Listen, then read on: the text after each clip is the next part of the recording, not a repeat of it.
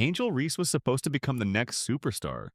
But what if everything you've heard about her career is completely wrong? Angel Reese burst onto the basketball scene with incredible potential. At Maryland, Reese dominated headlines, averaging double-doubles and earning accolades as one of the most promising players in college basketball. Fans and sports analysts expected her transition to the WNBA to be seamless, forecasting that she'd soon dominate the league. But somewhere along the way, something went dramatically off track. During her recent season with the Chicago Sky, Reese shocked everyone, but not in a good way. Instead of climbing to new heights, she set an alarming record, a disastrous shooting percentage that placed her among the worst finishers in league history.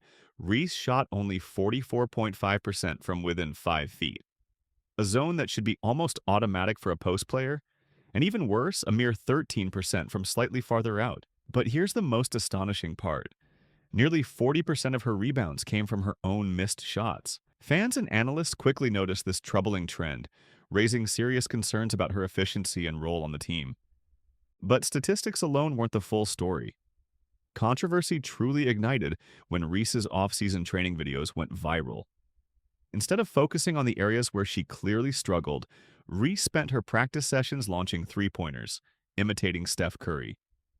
Fans were baffled, flooding social media with comments like, "Why is she practicing threes when she can't even make a layup?" And, "Is she trying to become Steph Curry or Caitlin Clark?" The disconnect was clear. Reese was practicing for a role she simply doesn't play, leaving fans and analysts puzzled. Basketball experts quickly identified the core issue. Reese's training was fundamentally flawed. Anyone watching her shoot could immediately spot glaring technical problems. Her wrists crossed awkwardly, her shooting motion started far too low at chest level, and instead of using her arms to smoothly guide the ball, she pushed from her hips, causing inconsistency and lack of control. These weren't minor mistakes. These were fundamental errors that any decent coach would instantly correct. Yet videos continued surfacing, showing Reese repeatedly practicing this flawed technique without correction, raising serious questions about her coaching team's competence or her willingness to listen to advice.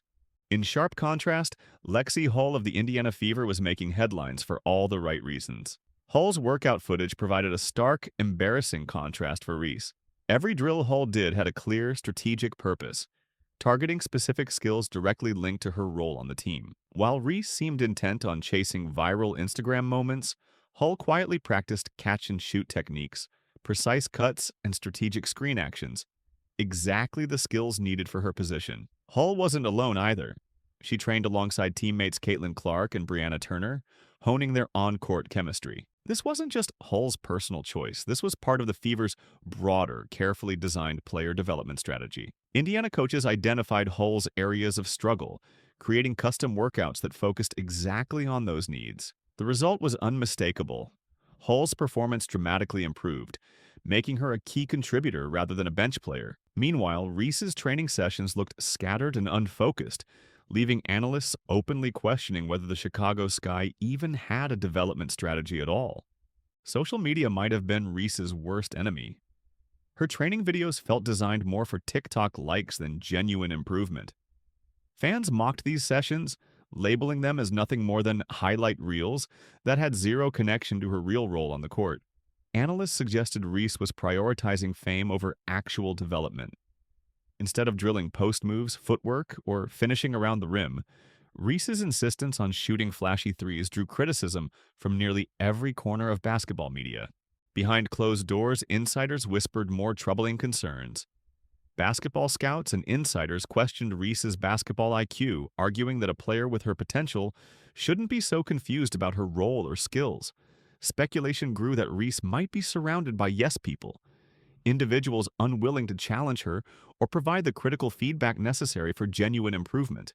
Rumors hinted that this lack of constructive criticism might be sabotaging her career from within, setting her on a dangerous path towards irrelevance. These concerns weren't isolated voices. A growing number of experts believed Reese was at risk of falling out of the league entirely if she didn't change quickly. Reese's confusion about her role and unwillingness to practice the skills she actually needed were seen as signs of a deeper, potentially career-ending problem. Basketball careers, especially in the fiercely competitive WNBA, rely heavily on continual improvement. and Reese seemed stuck, unable or unwilling to evolve. Could Reese still turn it around? The answer wasn't straightforward. Reese possessed undeniable athletic talent, and players have successfully rebuilt careers from worse slumps. But analysts were skeptical.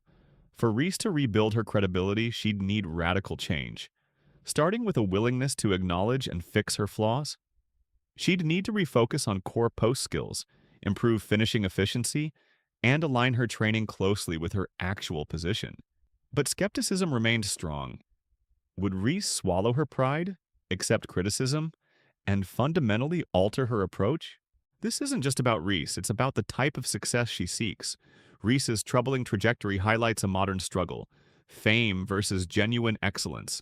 In an era dominated by social media likes and viral fame, Reese might have fallen victim to the allure of instant popularity over meaningful growth. Analysts argue Reese's journey is a warning to other athletes tempted by the same pitfalls. Fame without substance rarely translates to sustained professional success. The basketball community closely watched Reese's next moves. If she turned it around, she'd become a story of resilience and redemption. But if she continued down this path, she risked becoming a cautionary tale about misplaced priorities and wasted talent. Meanwhile, Indiana's strategy with Lexi Hull was quietly building something impressive. Hull's targeted development contrasted Reese's aimless workouts perfectly, showing precisely why some players and teams improved while others plateaued. Indiana's strategy wasn't just about Hull. It was about building a team where every player's strengths were maximized, creating a cohesive, championship-level roster. This clarity and purpose starkly contrasted Reese's situation, where confusion and misalignment dominated. This wasn't just about talent. Indiana was systematically orchestrating success. Player development coach Keith Porter and Fever head coach Steph White were praised across the league for implementing customized growth plans. Hull, Caitlin Clark, and Aaliyah Boston each had clearly defined roles and personalized training regimens, maximizing their collective effectiveness. Analysts believed this methodical, strategic approach could turn Indiana into a powerhouse, potentially dominating the league for years. The difference couldn't be clearer. One franchise understood the science behind success, the other seemed trapped in superficiality. Indiana's disciplined, strategic approach to basketball development wasn't just making them better, it made their competitors, including Reese's Chicago Sky, look dangerously unprepared. As Reese's story unfolded, fans and analysts alike asked difficult questions. Would she recognize her mistakes in time? Or would she continue chasing viral moments at the expense of genuine growth? The answers were unclear, but the stakes couldn't be higher. Reese's choices in these pivotal moments would ultimately determine whether she became a forgotten player, remembered more for her online presence than her actual career, or a powerful story of redemption. As this debate intensified, Reese stood at a crossroads. The upcoming season would be critical, perhaps career-defining. Would she listen to the harsh but necessary criticisms, embrace genuine improvement, and rewrite her narrative? Or would she stubbornly stick to a failing strategy, risking her entire professional future? In the end, Reese's journey highlighted the thin line between genuine greatness and wasted potential. Her path could inspire future athletes to avoid similar mistakes, or sadly, become a clear example of the consequences of chasing the wrong kind of fame. What would Angel Reese ultimately choose? The answer might define not only her career, but how future generations viewed success in the modern world of sports. One thing was certain: Reese's story was far from over, and whatever happened next would be closely watched by everyone.